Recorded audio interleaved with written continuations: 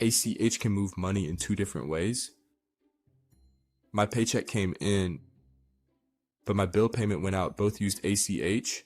Exactly. One can push money, the other can pull it, with authorization. With an ACH credit, the sender starts the payment and pushes money to another account. So my employer pushes my paycheck to my account? Exactly. And remember, ACH debits generally require authorization.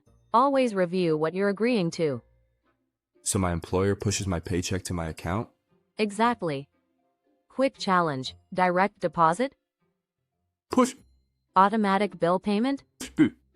And remember, ACH debits generally require authorization.